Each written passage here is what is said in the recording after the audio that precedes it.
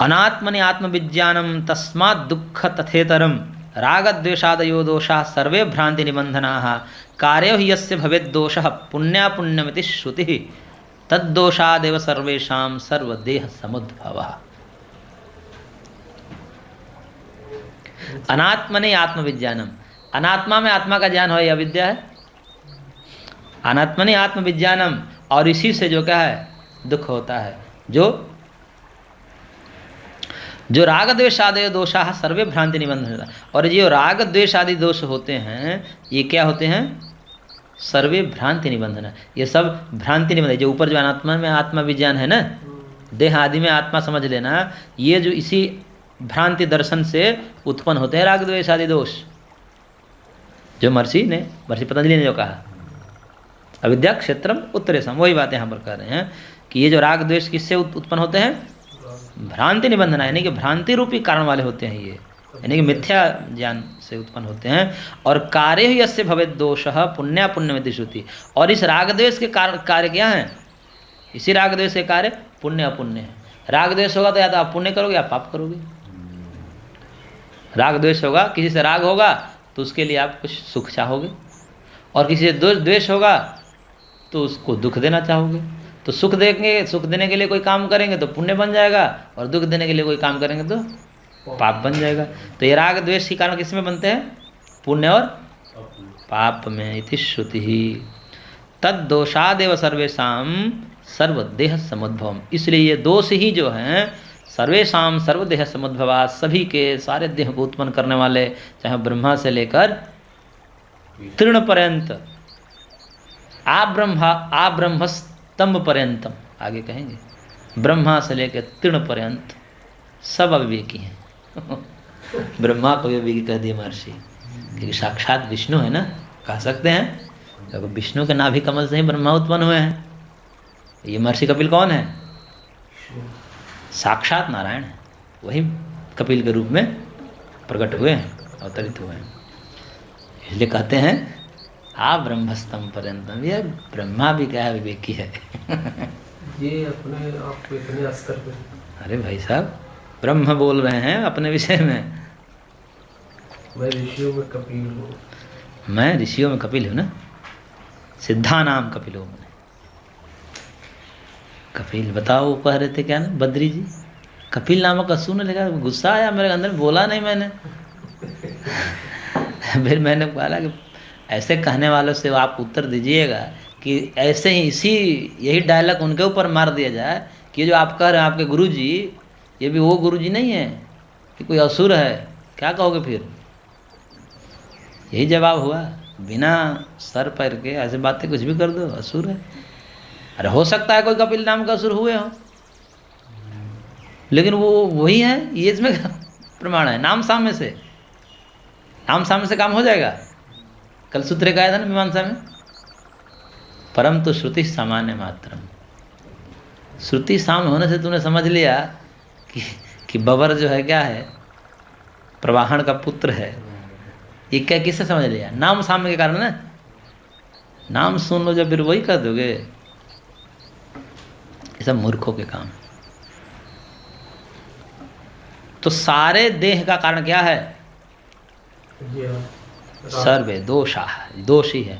इसलिए हम कह रहे हैं कि ये जो आसक्ति रूपी दोष है यही बंधन का कारण है। एतदेव न्याय सूत्रितम, इसको भी न्याय से भी सिद्ध कर रहे हैं। देखिए भाष्यकार कहाँ कहाँ तो उठा करके अपने सिद्ध कर रहे हैं।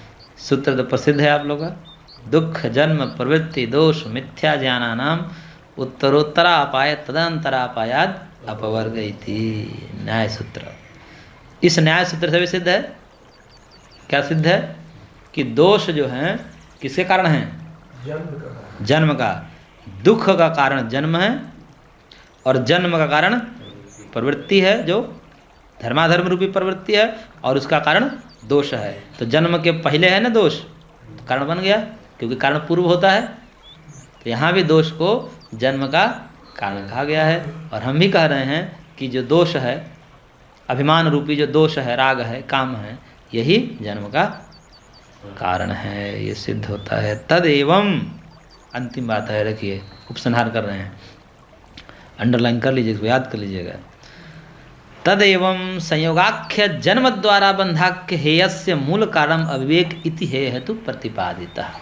इतने लंबे प्रकरण का एक सारभूत दे दिए कि इस प्रकार से जो संयोग नामक जन्म है, संयोग नामक क्या है?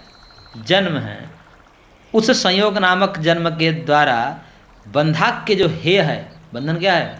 दुख। हेयम दुखम अनागतम, वो जो बंधाख्य हेय है उसका मूल कारण क्या है? अविवेक है।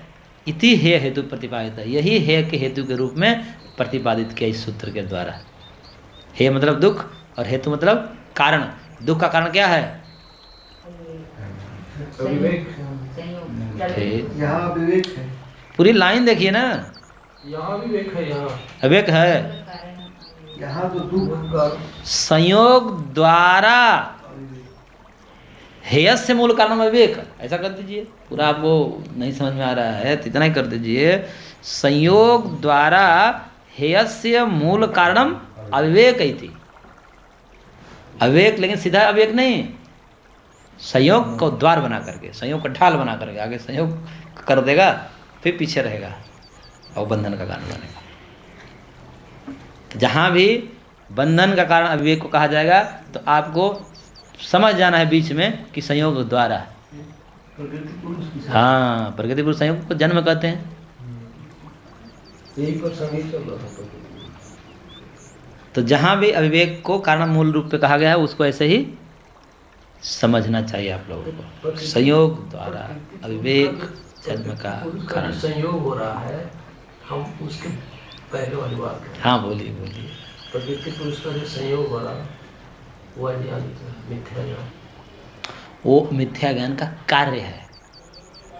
मिथ्या ज्ञान से प्रकृति पुरुष का संयोग होता है और फिर प्रकृति पुरुष संयोग से मिथ्या ज्ञान बढ़ता भी है, समझे? बढ़ता भी है। हाँ, बढ़ता भी है, बढ़ता नहीं जाता है। अब कितने जन्म में हमने क्या क्या भोग किए, और राग बढ़ता ही गया ना, राग बढ़ता गया और घटेगा भी, दोनों बातें हैं। तो अविवेक का कार्य है संयोग, अविवेक कारण है। ठीक है, समझ आ गया?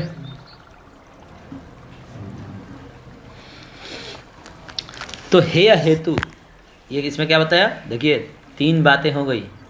क्या पहले सूत्र में कौन सी 2 बातें कही गई थी बताइए तो? चतुर्व्यूह के रूप में 4 व्यूह है ना।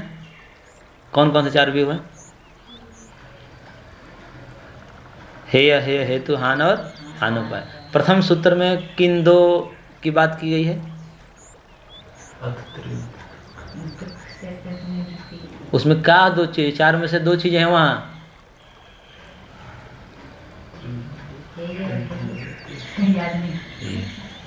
क्या है? हाँ? अरे दुख है, वो हे है, हेम दुखम अनागतम। और दुख निवृत्ति कहा, अतः त्रिविध दुख अत्यंत निवृत्ति, वो हान है। हे और हान, इन 2 चीज को एक ही सूत्र में, प्रथम सूत्र में ही महर्षि ने कह दिया।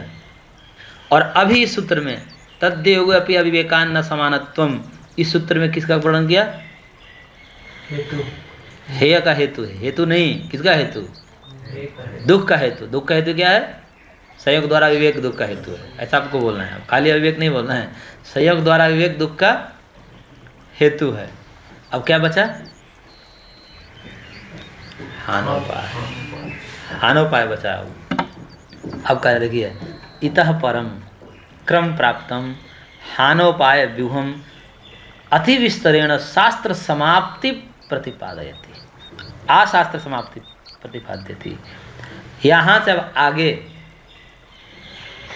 क्रम प्राप्त 3 चीजें तो बता दी, हेय, हान और हेय हेतु। हेय हेय हेतु और हान, ये 3 बातें बता दी। अब क्या बचा?